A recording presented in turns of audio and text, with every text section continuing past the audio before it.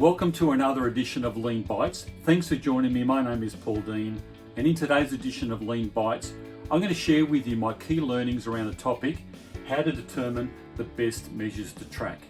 Now, I've been doing this for a number of years, so I'm going to share with you my key learnings, and it's going to suit a variety of applications. And there's a couple of modern thinkers, Edward Deming and Peter Drucker, who were recognised by saying, you can't manage what you don't measure.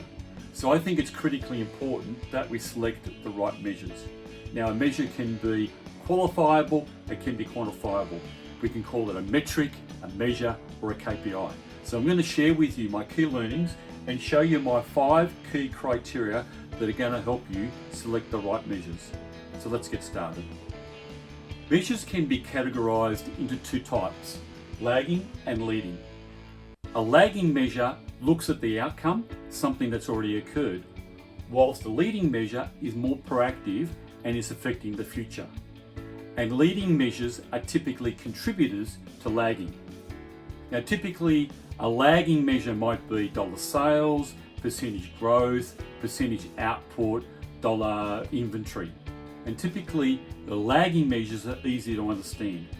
But it's very important to focus on the leading measures because they're going to eventually affect these lagging measures. And I have an old saying, if we focus on the parts, then the sum of the parts will look after itself. I'm going to share with you my 5 key criteria that I've developed over the years to help you in selecting the best measure to track. The first one is it a contributor? Is the proposed metric that you're going to consider a contributor to the overarching organisational objectives? Now, typically what happens is we have organisational objectives and they're cascaded down to KPIs that we're going to track and measure. Now, let's not make the assumption that these are contributors. Let's do the test. Let's check that by influencing these measures, we can change the overall organisational objectives. In other words, if we spend time and energy on the measure, is it going to make a difference to our department, our business, and the organisation? The second one is the measure within the team's control? Does the team have control over the measure? Can they influence the measure? Can they spend time and energy on the measure and then make a difference? The third one is the data easy to access? Is it easy to gather? Does it require very little manipulation? Do we have data integrity? There's no bias, it's transparent. Also, is the measure easy to understand? The fourth one, once again, we need a combination of lagging and leading measures. By focusing on the leading measure, we can influence the lagging.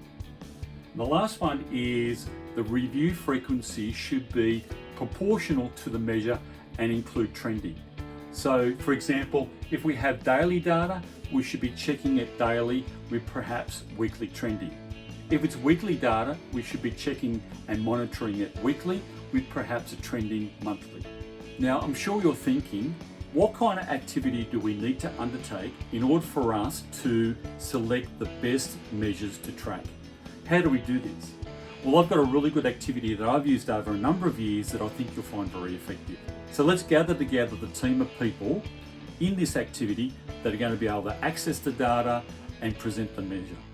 Then the first thing we do is we list the overall business objectives. Those are the overarching business objectives that we want to create measures that contribute to. And the second one, given the 5 criteria in mind, we want to brainstorm potential measures that we want to propose. I found a really good idea is list those potential measures on post-it notes and post those onto the board.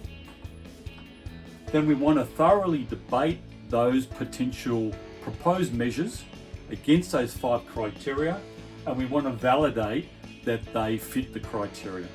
The next step is avoid being too restrictive. Now, we want to be thoroughly debating each particular proposed metric, but we want to make sure that we're not too restrictive. So we can remember we can change the metric with time after we've already started the process. So once we've agreed and we've selected the measure as a team, then we want to determine who's going to access the data, how we're going to present the data, and even if there's a goal and target that we want to list on the particular measure. So once we've done that and we want to make improvements, how are we going to capture the actions? Once we present the data, do we capture the actions to improve the data by an action plan, whatever it might be? And I found also a really good resource is Franklin Covey's The 4 Disciplines of Execution, which is a really simple but great resource that explains a lot of this process in detail. In summary, choosing the best measures to track should be done as a team environment against the 5 criteria that I've outlined. Be thorough in validating the proposed measures, but remember, you have to start somewhere, and it's okay to modify as you go.